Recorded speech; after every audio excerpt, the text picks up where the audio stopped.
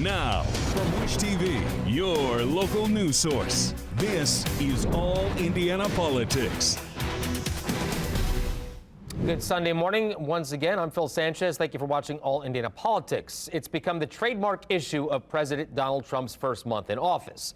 DOGE, the Department of Government Efficiency led by Elon Musk. I talked to Republican Congressman Stutzman, and Garrett Bergquist spoke with Democratic Congressman Carson. Congressman Stutzman, good to see you. Thanks so much for coming on. Now, I know that you've been an outspoken supporter of DOGE. So which cuts, in your opinion, so far have been the most impactful to the budget? Yeah, well, first of all, thanks for having me on. And I was just telling some folks the other day, you know, that we've needed somebody to come in with forensic accounting and take a deep dive and look at federal government spending. We get frustrated in Congress frequently because we appropriate money to different agencies, and then we find out that the money's spent on these different items that we didn't feel like that was ever authorized. But in this case, with President Trump and Elon Musk, the federal government's getting the colonoscopy that it's needed for a long time. And so, you know, whether it's the foreign aid spending that we know is it's not necessary for American security or national security, or the fact that we've got $36 trillion of debt right now, and our own economy is struggling, and people are seeing their own budgets out of whack because cost of living's gone up, but the cost of wages have not. So it's an important time, and I'm glad that Trump and Elon Musk are doing the work that they're doing. What do you say to those who say, hey, the cuts are fine, but you know, some of these are just a small portion of the federal budget? Yeah, well, you know what? I mean, $20 million that's being spent over in Iraq for a Sesame Street show. Yeah, $20 million is not a lot in the context of a $6 trillion, $7 trillion budget. But the fact is that every penny, every dollar we should know about and where it goes. And transparency is a good thing. And so as DOGE starts doing their work on these smaller items like this, it's going to create this narrative that there is a lot of waste and there's a lot of abuse of the taxpayer dollars, and that we should be cautious with where each dollar is spent. So it'll build this momentum, and then it'll continue to say, you know what, we can find more, which they are, and then they're going to go to one agency to the next, and it'll also give Congress the ability to plan better and to authorize and appropriate dollars that really are being careful with the American taxpayer dollar. You know what, to that point, it brings me to my next question. Do you foresee any cuts to things like Medicaid, Social Security, defense spending? I don't know. It depends on what they find. You know, I know that the DOGE committee has said that they're going to look at Department of Defense. I mean, I know for a fact there's waste and abuse in the Department of Defense, which is typically a strong Republican, has a lot of Republican support. But when you get into Medicaid, Medicare, it's a mess right now. There's so many fingers into the cookie jar that I think they will find waste and abuse. Social Security, Elon has said that there's billions of dollars that are going out to people that don't even have a Social Security number. So we're going to have to follow all those up and find out what's happening and start cleaning it up. So I don't think anything should be left off the table, frankly. Why let Elon Musk do this, Congressman, and not somebody who was maybe elected to office? Well, you know what, a lot of people are making a big deal about that, and it shouldn't be a surprise. I mean, at the end of the day, President Trump is responsible for this, and President Trump selected one of the smartest guys that knows how to build a business. I mean, you know, you talk about rocket science, well, Trump's done it, or Elon has done it. And so he's very capable, and it's not just him, it's his team of people that know how to apply software programs and overlap an accounting program that really finds and goes through, you know, each spending and is able to extract the information out of that to get good reports. I mean, that's really an important piece. I mean, I'm a small business owner. My budget's much smaller, but I still have to pay attention every day to each expenditure and ask, you know, what's that for, or what is that expenditure going out for? Because if you want to be able to make sure you're going to be successful in business, you would want those same principles applied to our government as well. I've been warning folks about this for a while. These attacks on DEI, you know, I want to be clear about what it is and what it is not. You know, DEI is helping everyone succeed. It's Black History Month, and it wasn't very long ago that Black Americans were not welcome or allow the opportunity to participate in the federal workforce. DEI programs, they effectively provide equal opportunities, but it's not just good for individuals, it's good for businesses. And some businesses have even doubled down on their diversity commitment, which is heartbreaking, because a diverse workforce is really a strong workforce. There's not a single industry that does not benefit from having multiple points of view, multiple experiences, multiple backgrounds. And Donald Trump wants to create a workforce that is loyal to only him and his very extreme agenda. Is DOGE unconstitutional? I'm not against the spirit of DOGE. I think that there is an argument that could be made for austerity. Al Gore had a similar initiative. What I'm critical about is the way in which it's being done. It's done in a way that has affected the morale at all of the agencies. I just met with AFGE, which represents federal workers, and they told me that a lot of federal workers haven't even hit their pension benchmarks. They're already quitting because the environment has become so toxic. Morale is so low. People are just accepting the buyouts and leaving. And we're telling people, don't accept the buyout, you should hold out first.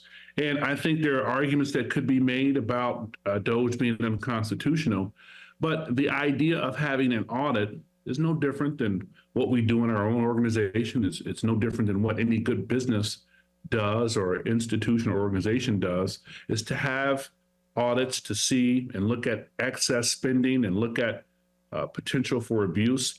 I think the spirit of it is fine. I think the way it's being implemented is disastrous and destructive. To that point, though, our national debt is now at $36 trillion, and Congress hasn't done anything meaningful on that for a couple decades. Do desperate times call for desperate measures?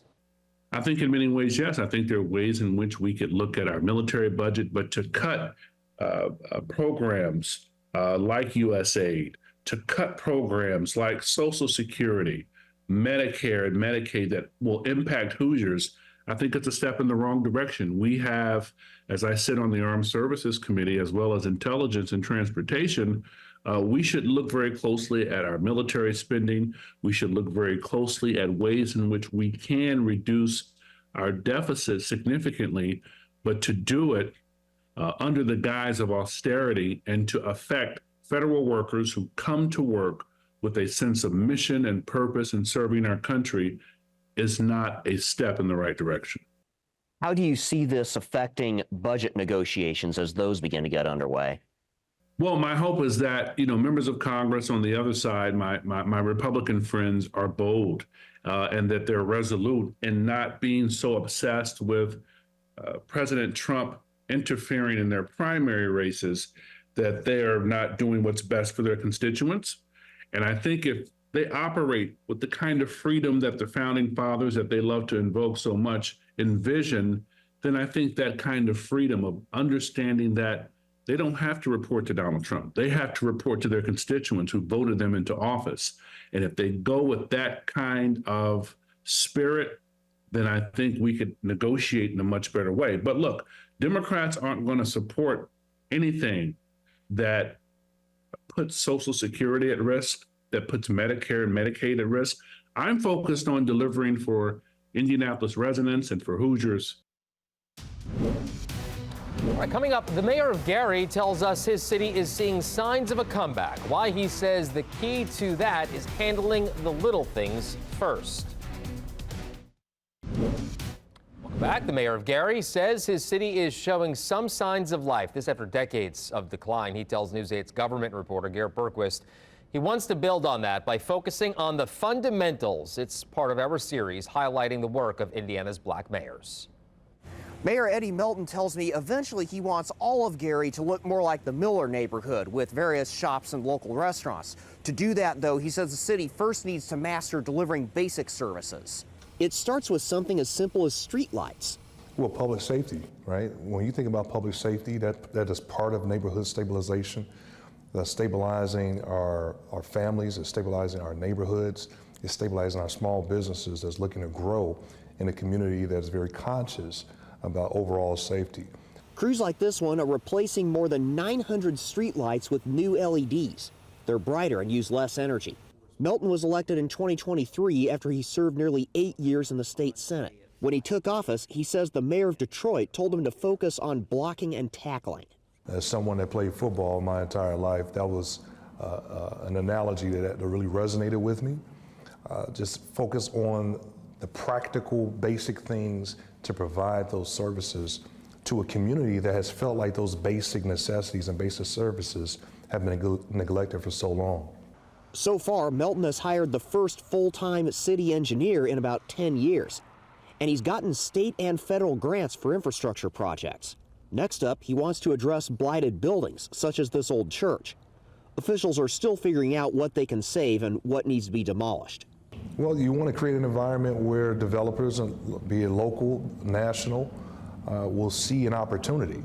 And I think it's hard to see opportunity when it's covered with blight. Melton says the Miller neighborhood has been an early success.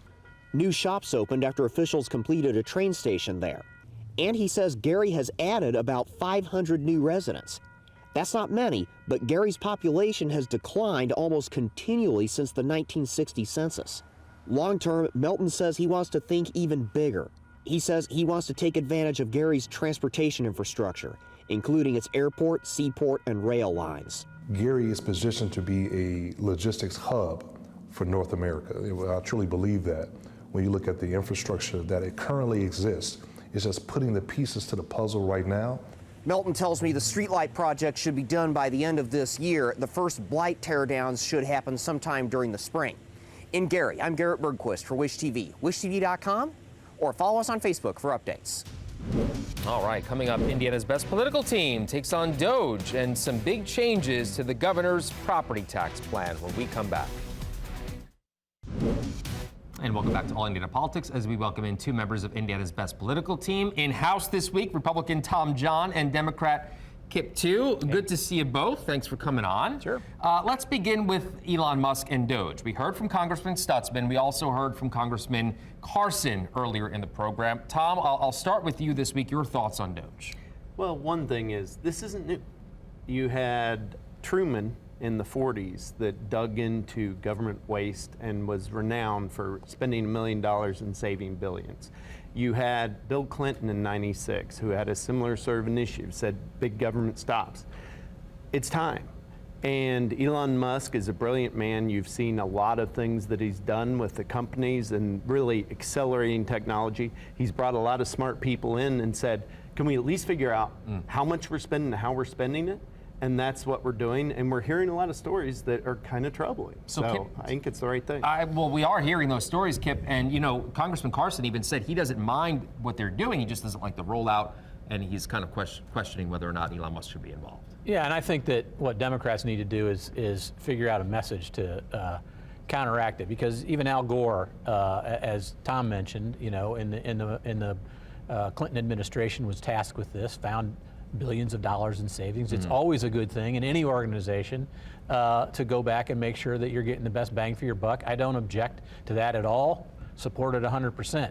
I worry about a guy like Elon Musk being in charge of it because he is one of the biggest benefactors of the federal government of anybody in the country. Right. He's got two big companies, SpaceX, he's got Tesla. Both have gotten huge amounts of favors from the federal government, and he's probably not the right guy. I know there's talk that he's brilliant. I think he's unstable. You've said that before on this. I think he's unstable, and I don't think he's the best person for the job. He is finding a lot of wasteful spending, though, to be fair. Stuff that's out there already. Okay, so do you think there should be cuts, though? How could there not be cuts eventually, as Garrett pointed out, to things like Social Security and Medicare? I mean, is that a hard no for Democrats, and should it be? Social Security's off the table as far as Democrats are concerned. You know, what we have in Social Security is an actuarial problem that will solve itself over time. And you can't, I don't think, cut people's benefits that they've spent their lifetime paying for, and that is a hard no for us. Yeah, Tom, I'll let you chime in on that as well. I think one is we want to make sure those dollars are being spent well, both in how it's administrated and other things. So there are questions on that. The other is Social Security. There are a lot of elements of when you get your benefits, how they're pulled out, who gets to pull them out. that I think are questions that we should have. You know, should Kip and I get Social Security? I'm not sure. You guys paid into it, though. We all paid into it. We did. Though, I right? get it. Yeah. But at some point, maybe we have pain, and it should be the people paying who can best pay, not just everybody across the board. Okay, well, we'll see what happens with that. Let's turn now to property taxes. Senate Republicans, as you guys very well know, significantly scaled back Governor Mike Braun's property tax plan. Kip, we'll start with you here. Does the plan put forth alleviate some concerns from local governments? It does. Yeah. It's better for local government than it was, but it's not a good thing for what Governor Braun, now Governor Braun, put forth. So the legislature kind of sent him back on his heels a little bit. Democrats have to message this in a way that this is cutting teacher pay, this is cutting firefighters, this is cutting police forces to do this, and I think some of that message got through to the state senators, and that's why it got changed. We still have a long way to go. We're not even halfway through the legislative session. There'll be a lot more iterations of this bill before it finally ends. It's a very sticky problem.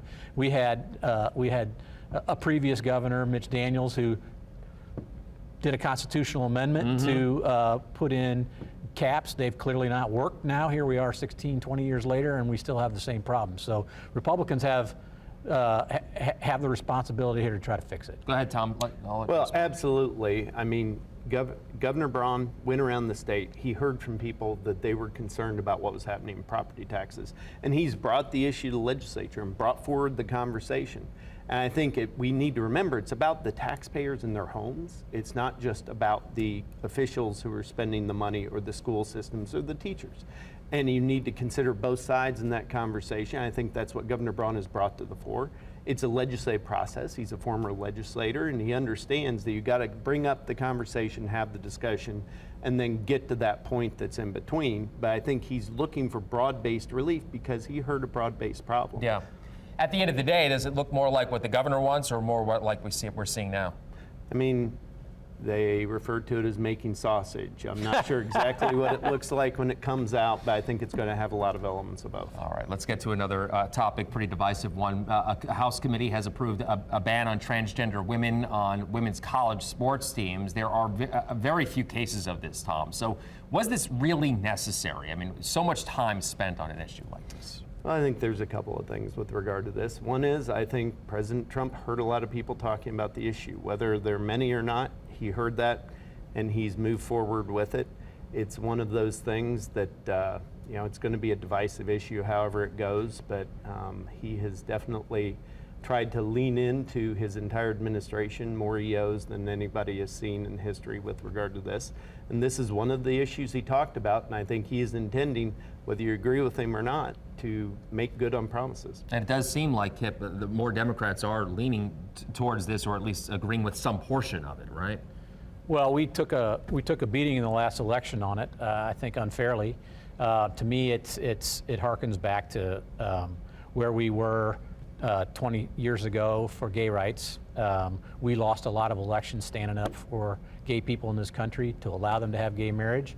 And the country isn't where we are yet on transgender. College athletics and Olympics, we've got organizations that already exist to police those things. Right. If people aren't happy with how it's being policed, that's where they should go. It shouldn't be the state government or even the federal government getting in the middle of college athletics. It should be those organizations that are in charge of them, in my judgment. And to me, it is just beating up on the most vulnerable people in the country, which are trans people, and I just don't like it. Okay. Well, we will leave it there. Good to see you in studio. Thank you. Haven't Yes. seen you in a while in person. Good to see you as well, Tom. It was good to have you. Good to be here. All right, that's it for us. We'll see you back here after the break. More news coming up. Well, thank you for joining us for All Indiana Politics this week. Of course, we'll be back here next Sunday morning at 9:30 as always. And be sure to check out the All Indiana Politics podcast online at wishtv.com. Have a great rest of your weekend.